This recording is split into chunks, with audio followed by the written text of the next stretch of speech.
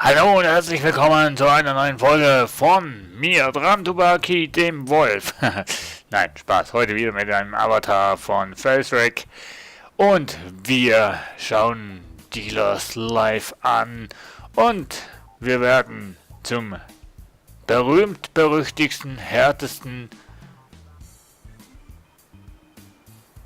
Pfandhaus des Internets.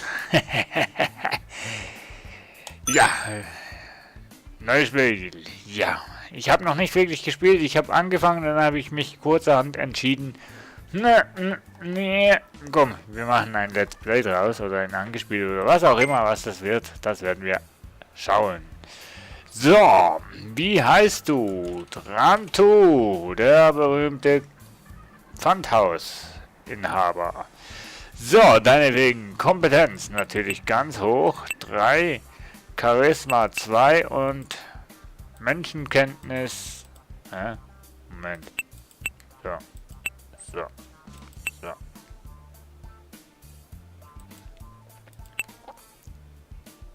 Charisma und Kompetenz, das ist natürlich ganz wichtig. Menschenkenntnisse, die entwickelt man mit der Zeit und Glück. Wir brauchen kein Glück, wir haben das. Wir haben die Kompetenz und wenn wir Kompetenz haben, brauchen wir kein Glück. So.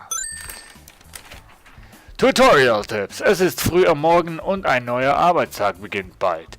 In diesem Teil des Spiels kannst du eine Reihe von Dingen regeln, zum Beispiel in ein neues Geschäft umziehen, Angestellte einstellen oder feuern, deine Fähigkeiten ausbauen oder Aktionen an Gegenständen ausführen. Denk daran, dass du nichts dergleichen bis zum nächsten Morgen tun kannst, sobald du dein Geschäft eröffnet hast. Zeig diesen Tipp nicht noch einmal. Okay, also wir können jetzt hier gewisse Sachen auswählen. Machen, tun. Okay, wir werden schauen. Neuigkeiten. Geschäftslokal zu vermieten, Gehirnwäscher einstellen, Verkäufer einstellen, schlechte Angewohnheiten, Unterwäschen, Proteste, Klatschnachrichten, parallele Linien, Alternativfakten, Unglaubliches. Ja, wir haben 10.000 und ich weiß nicht, ob sich das schon lohnt, einen Angestellten anzustellen am Anfang. Drum werden wir einfach mal das sieht doch schnuckeliger aus, ganz smart zu vermieten. Wunderschöner Laden ausfindig gemacht in Stadtzentrum. Bekanntheitsgrad 9, Inventargröße 16, Maximalanzahl Kunden pro Tag 8, Arbeitsplätze 6, Grundgebühr, wöchentliche Kosten, okay, wir schauen mal da. Bui Sau Akademie zu vermieten. Wunderschöne Laden ausfindig gemacht in Stadtzentrum. Komisch.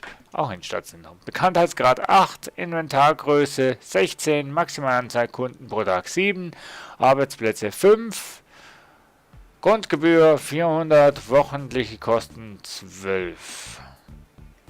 Nicht genug Geld. Okay. Gehirnwäsche einstellen. Gehirnwäsche einstellen. Christoph Rapp sucht nach einem Job. Gehirnwäscher sind dazu in der Lage, Leute ihr letztes Gespräch mit dir vergessen zu lassen. Du kannst sie dazu benutzen, eine falsch gelaufene Verhandlung zu wiederholen oder sogar kritische Situationen zu lösen. Erfahrung, Grundgebühr, 8 wöchentliche Kosten. Wollen wir? Ja komm, wir tun uns einen Gehirnwäscher dazu. Du hast gerade einen neuen Gehirnwäscher eingestellt. Und ja, den Verkäufer können wir leider nicht, weil wir haben ja einen Angestellter. Tutorial-Tipp. Achtung, es muss niesen. Oh, Entschuldigung. In diesem Bereich kannst du alle Angestellten einsehen, die du eingestellt hast. Von hier aus kannst du sie auch feuern oder die Aufgaben stoppen, die sie erledigen. Okay. Christopher Rapp. Gehirnwäscher. Das ist ja cool umgesetzt. Beruf. Gehirnwäscher. Erfahrung. Effekt. Unterzieht den Kunden eine Gehirnwäsche und setzt die Verhandlungen zurück. Gefeuert! Nein, natürlich nicht. Tutorial-Tipp. In diesem Bereich kannst du dir deine Gegenstände ansehen und sie verwalten. Denk daran, je mehr entsperrte Gegenstände du im Lager hast, desto mehr Käufer kommen zu deinem Geschäft. Des Weiteren wirst du mehr Kunden anlocken, je mehr seltene Gegenstände du besitzt. Seltenheitsstufe von niedrigen zu hohem Wert sind gewöhnlich, ungewöhnlich, selten, episch, legendär, mystisch. Okay, sehr, sehr, sehr kompakt gemacht das Ganze. Was haben wir denn schon im Lager? Trophäe, hergestellt in 2019, gehört zu Tenek and Fitz, die Entwickler des Spiels. Oh, Seltenheit, legendär. Zustand sehr gut, Schätzung 2000 nur, ne? Wir haben 0 gezahlt, ist ein Geschenk. Gut, dann hätten wir hier noch einen Backofen hergestellt im 2017, sieht aber schon extrem. Seltenheit, ungewöhnlich. Ja gut, 2019, ne? Da kennt man den Backofen noch nicht mehr. Das ist der Altzustand. Zustand schrecklich. Oh, Schätzung 425. Okay, dann haben wir, was haben wir noch? Über 9000 für vielfächige Würfel, hergestellt im 2015. Seltenheit ungewöhnlich. Zustand schlecht. Jo, 400, super. Was haben wir denn hier für Schrott? Altes Videospiel. Oh, Turtles. Hergestellt in 2092. Ungewöhnlich. In der heutigen Zeit sehr ungewöhnlich. Zustand schlecht. Schlecht heißt, man kann es nicht spielen, oder wie? Nähmaschine. Oh, ja. Hergestellt im 2015. Seltenheit, gewöhnlich. Ja, 2015 war noch die Zeit, wo man viele Nähmaschinen verkauft hat. Zustand schrecklich. Naja, vielleicht braucht jemand Ersatzteile. Verziertes Messer, hergestellt in 2017. Okay. Zustand schlecht, ist unscharf, wegen dem. Okay, was haben wir hier? In diesem Bereich ist es dir möglich, die Fähigkeiten deines Charakters zu verwalten. Wenn du deine Fähigkeiten erhöhst, wird dein Ruhmlevel wachsen und du wirst auf immer mehr wertvolle Gegenstände stoßen. Denk daran, dass die Effekte deiner Angestellten nicht deinen Bekanntheitsgrad erhöht. Okay, Neuling, Anfänger, Ehrlichkeit. Na, wir sind nicht... Hier sind wir nicht in der Mitte, also sind wir schon ein bisschen mehr ehrlich. Und hier können wir Kompetenz, für 8000 können wir Kompetenz erhöhen, Charisma und so weiter. Okay, so funktioniert das. Was haben wir hier? Meine Geschichte, bis jetzt nichts passiert. Ja doch, ich habe ein Let's Play oder Let's Test oder angespielt oder Let's Karriere angefangen. Und hier haben wir auf der linken Seite dieses Abschnitts kannst du die Details deines Geschäfts einsehen. Auf der rechten Seite siehst du die Liste der Ereignisse und zugehörigen Effekte, die heute stattfinden. Ach, ein Wahrsager. Laufende Ergebnisse, kaum laufende Ergebnisse. Mein Laden. Name Drecksloch. Ja. Standort Vorstadt. Logisch. Bekanntheitsgrad 0. Auch logisch. Lagergröße 8. Ja. Maximale Kundenkapazität 4. Arbeitsplätze 1. Wöchentliche Ausgaben 830. Ladenkosten 30. Angestelltenlöhne 800. Ja, wenn wir den Angestellten jetzt nicht hätten, hätten wir nur 30 Ausgaben. Okay. Nein. Wie komme ich jetzt hier wieder zurück? Ah, okay. Gut. Nein. Ah, bin ich komplett aus dem Spiel raus. Ich dodge. So, okay. Gut, dann würde ich mal sagen, wir werden hier jetzt noch unseren ersten Laden öffnen, weil, ne, einen Angestellten Ladenlokal haben wir auch. Etwas zum Verkaufen haben wir auch schon aus Privateigentum, ne, und Geschenken. Und jo, dann wollen wir doch mal anfangen. Dein Geschäft ist eröffnet. Du kannst jederzeit den ersten Kunden in der Schlange für Details anklicken. Oder den Gegenstand auf dem Tisch anwählen, um zu erfahren, was der Kunde kaufen oder verkaufen will. Okay, ding, ding, ding, ding. Hey, was läuft? Man nennt mich Brenda Tweety. Ich habe das Badezimmer aufgeräumt und fand dabei etwas. Ich hatte gern Geld. Dafür, du weißt schon. Was hast denn du da gefunden? Eine Medaille mit altes Medaillon, hergestellt im 1828. Wow. Seltenheit, ungewöhnlich. Zustand schlecht. Schätzung 1000. Was habe ich denn jetzt angeschaut? Ah, jetzt kannst du mit ihrem Kunden feilschen, um das bestmögliche Deal zu sichern. Du kannst die blauen Schaltflächen in der unteren rechten Ecke dazu benutzen, um den Wert deines Angebots zu ändern. Eine Alternativ dazu ist die weiße Schaltfläche, welche mit den Pfeilen verknüpft ist, in welche du einen bestimmten Wert eingeben kannst. Drücke V, um dein Angebot zu machen, oder X, V, X, um die Verhandlungen abzubrechen. Okay, ja, was denkst du, wie viel es wert ist? Also ihr kennt das ja, wir werden hier mal mit 500 anfangen.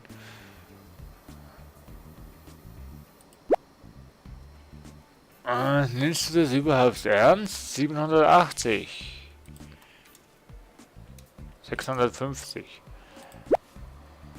Nein, 660. 600 würde nicht gut genug. Wie wäre es mit 700? 660? Gehirnwäsche. Einmal. 600 so viel?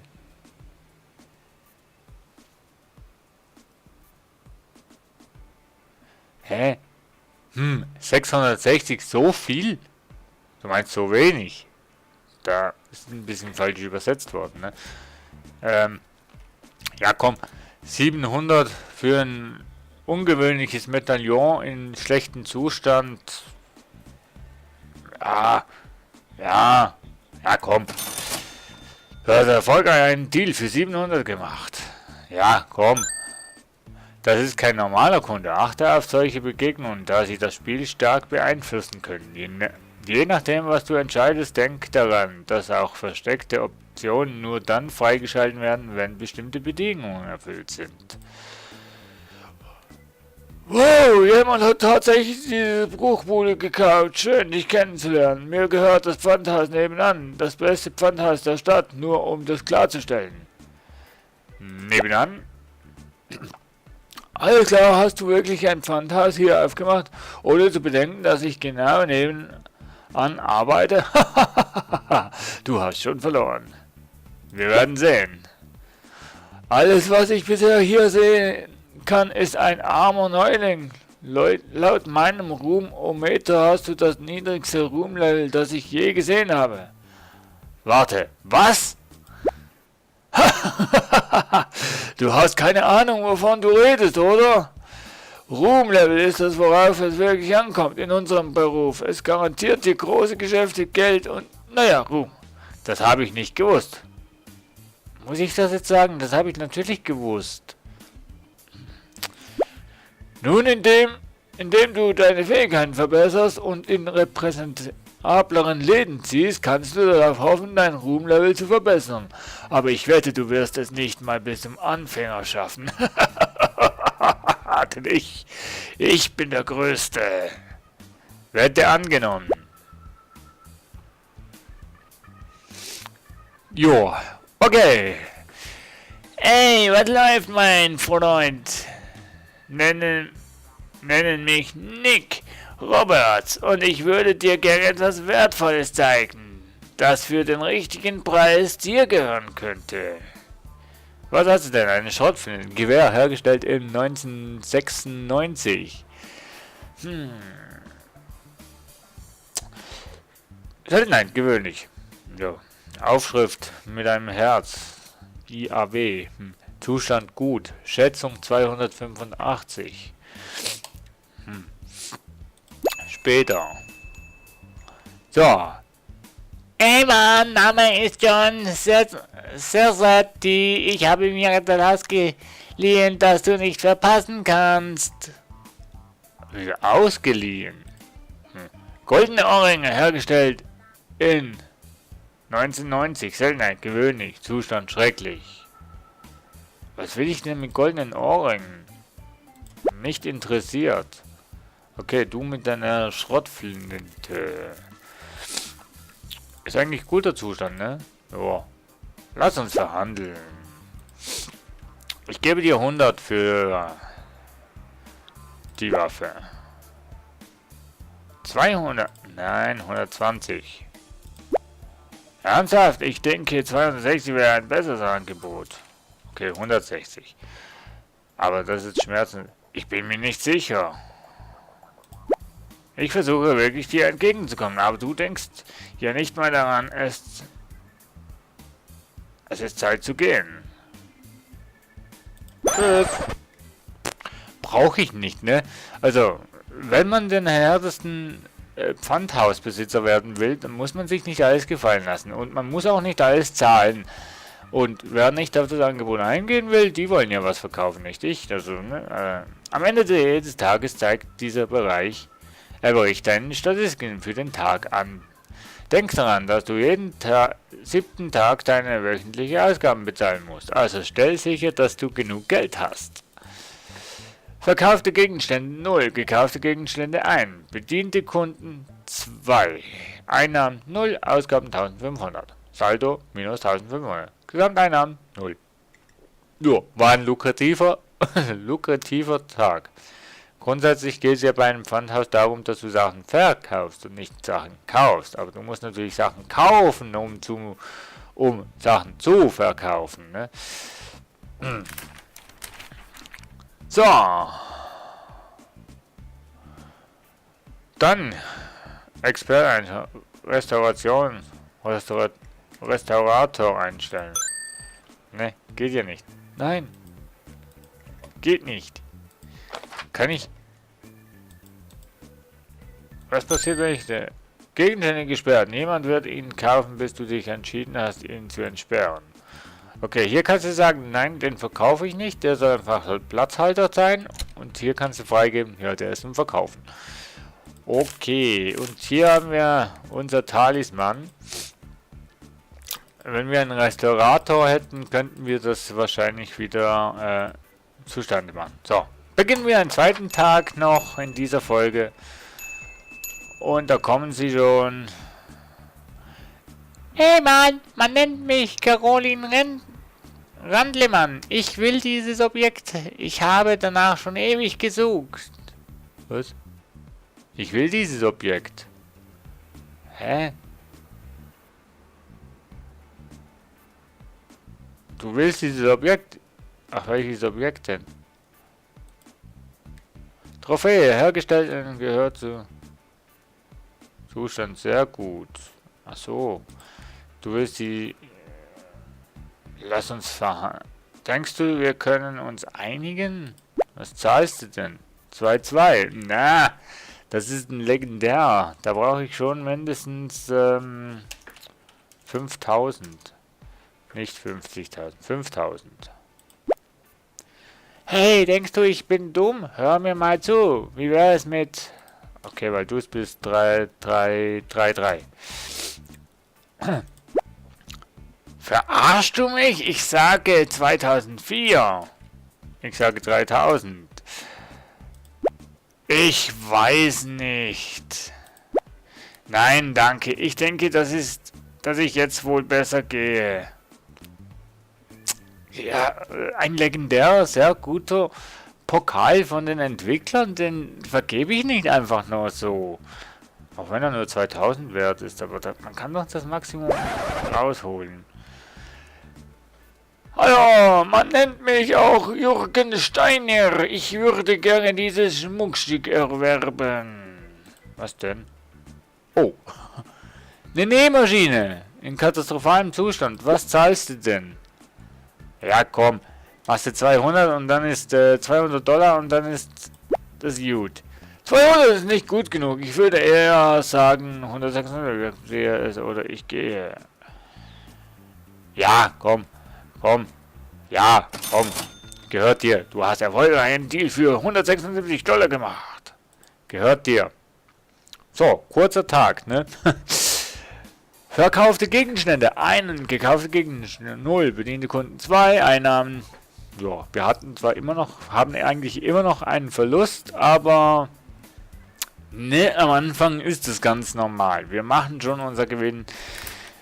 Wir müssen erstmal, ne, genau. So.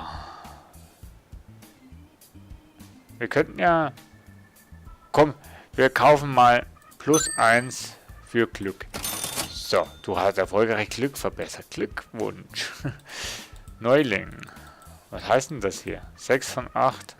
Ehrlichkeit. Ich bin doch ehrlich, oder? Komm. In dieser Folge machen wir noch einmal. Noch ein.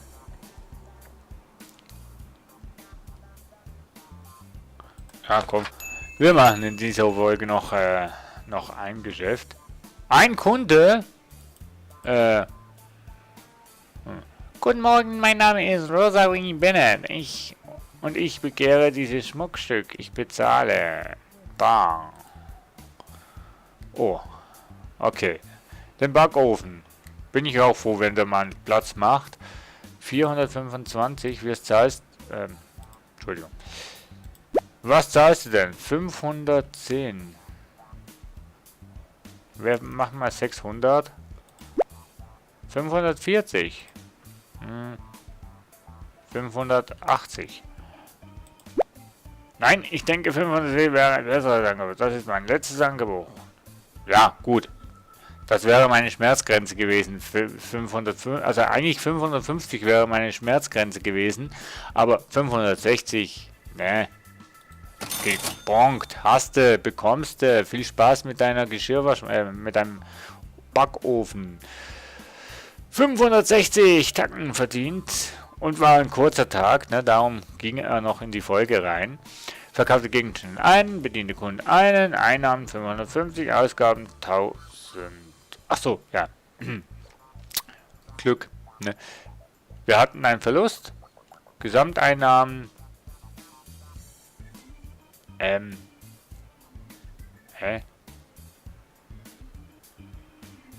Das ist falsch, liebe Entwickler, aber ist okay. So. Wie es weitergeht, liebe Freunde, das werden wir in der nächsten Folge sehen. Bis dahin sage ich Tschüss, ciao, ciao, euer Wolfi, Trandu, ciao!